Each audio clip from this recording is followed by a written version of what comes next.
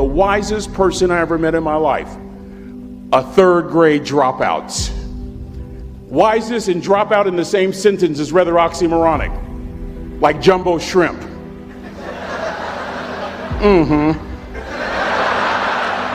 And it's not oxymoronic for me to say third grade and dropout. That third grade dropout, the wisest person I ever met in my life, who taught me to combine knowledge and wisdom to make an impact, was my father. A simple cook. Wisest man I ever met in my life. Just a simple cook. Left school in the third grade to help out on the family farm, but just because he left school doesn't mean his education stopped. Mark Twain once said, "I've never allowed my schooling to get in the way of my education."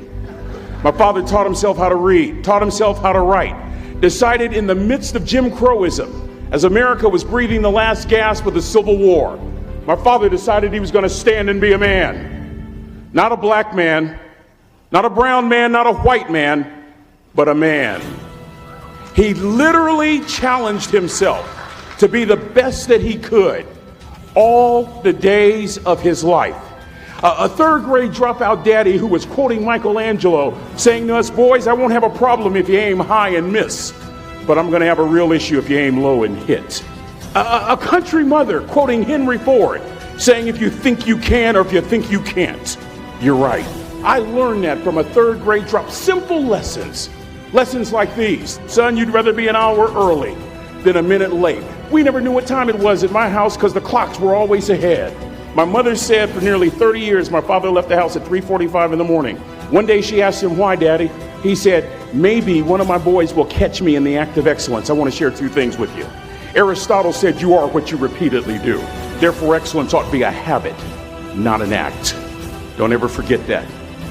I know you're tough, but always remember to be kind. Always. Don't ever forget that. Never embarrass mama. Yeah.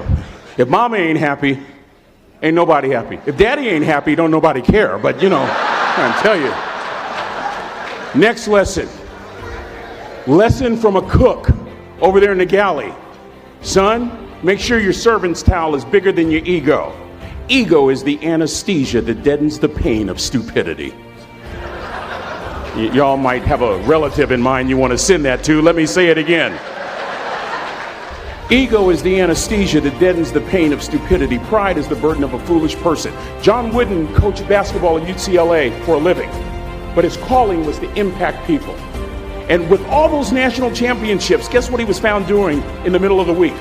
Going into the cupboard, grabbing a broom, and sweeping his own gym floor. You want to make an impact? Find your broom. Every day of your life, you find your broom. You grow your influence that way. That way you're attracting people so that you can impact them. Final lesson. Son, if you're going to do a job, do it right. I've always been told how average I can be.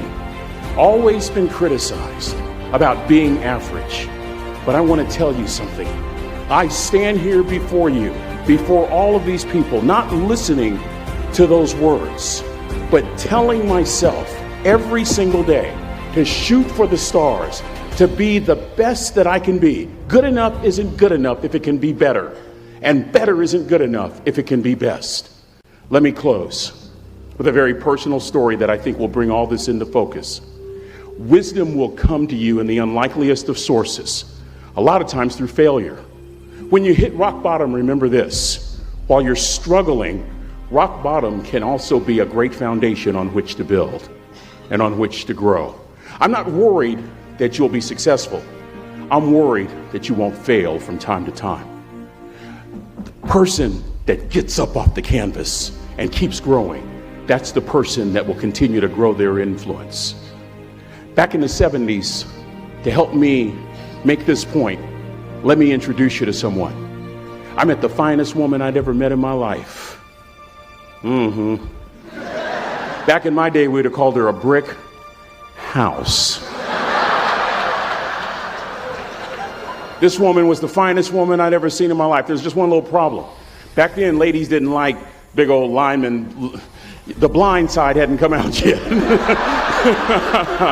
They like quarterbacks and running backs. We're at this dance, and I find out her name is Trina Williams from Lompoc, California, and we're all dancing, and we're just excited.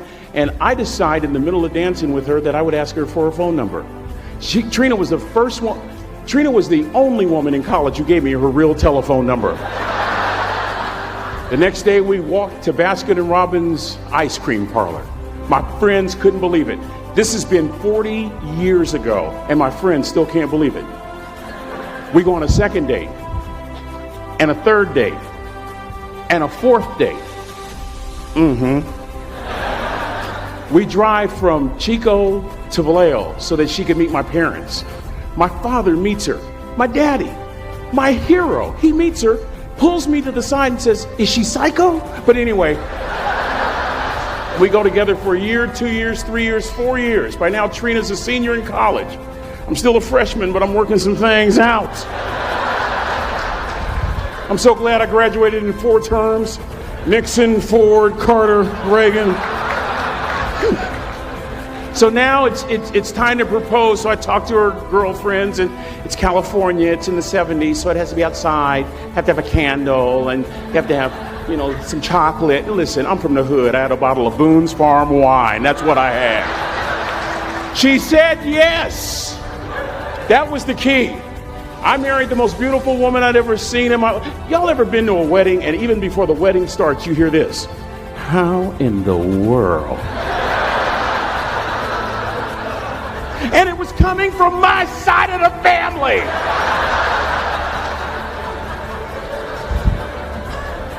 We get married, we have a few children, our lives are great. One day, Trina finds a lump in her left breast. Breast cancer. 6 years after that diagnosis, me and my 2 little boys walked up to Mommy's casket. And for 2 years, my heart didn't beat. If it wasn't for my faith in God, I wouldn't be standing here today. If it wasn't for those 2 little boys, there would have been no reason for which to go on. I was completely lost. That was rock bottom. You know what sustained me? The wisdom of a 3rd grade dropout. The wisdom of a simple cook. We're at the casket. I'd never seen my dad cry. But this time I saw my dad cry. That was his daughter. Trina was his daughter, not his daughter-in-law. And I'm right behind my father, about to see her for the last time on this earth. And my father shared 3 words with me that changed my life right there at the casket. It would be the last lesson he would ever teach me. He said, "Son, just stand. You keep standing. You keep standing, no matter how rough the sea, you keep standing." And I'm not talking about just water. You keep standing. No matter what, you don't give up. And as clearly as I'm talking to you today, these were some of her last words to me. She looked me in the eye and she said, "It doesn't matter to me any longer how long I live. What matters to me most is how I live." To ask y'all one question, a question that I was asked all my life by a 3rd grade dropout. How you living? How you living? Every day ask yourself that question, how you living? Here's what a cook would suggest you to live this way. That you would not judge, that you would show up early, that you'd be kind, that you'd make sure that that servant's towel is huge and used, that if you're going to do something, you do it the right way. That cook would tell you this, that it's never wrong to do the right thing, that how you do anything is how you do everything. And in that way, you will grow your influence to make an impact. In that way, you will honor all those who have gone before you, who have invested in you. It is with great honor that I say all your life, look in those unlikeliest places for wisdom.